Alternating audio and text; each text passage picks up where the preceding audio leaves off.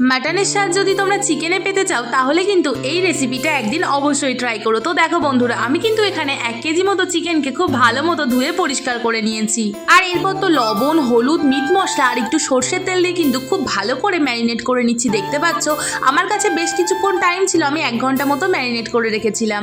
আর এখানে দেখো আলু, পেঁয়াজ, টমেটো, রসুন, আদা সমস্তটাই কিন্তু ছাড়িয়ে নিয়ে আলুটা ভাজতে বসিয়ে দিলাম। আর এখানে দেখো আলু ভাজা হয়ে গেলে তুলে নিয়ে মশলাটা বানিয়ে নিলাম। শুকনো লঙ্কা, আদা, জিরে, ধনে, রসুন সমস্তটা দিয়ে এরপর ফোড়ন দিয়ে কিন্তু পেঁয়াজগুলোকে লাল লাল করে ভেজে নেব। তো আমার এখানে দেখো পেঁয়াজটা লাল লাল করে ভাজা হয়ে গেছে। এরপর যে পেস্ট করেছিলাম মশলাগুলো না, সেগুলোই দিয়ে ভালো করে কষিয়ে কিন্তু টমেটোটাও দিয়ে দিলাম। এরপর তো মিট মশলাটাও দিয়ে দিলাম। আর এই যে সেই পাতা, যেই পাতার গন্ধে কিন্তু চিকেন মাটনের স্বাদ হয়।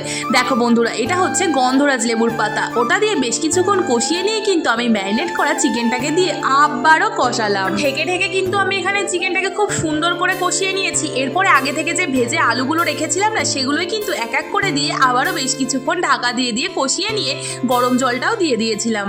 আর আমি কিন্তু ঝোল দেওয়ার সময় গরম জলটাই সবসময় ইউজ করি, জানো তো, তাহলে টেস্টটা খুবই ভালো হয়।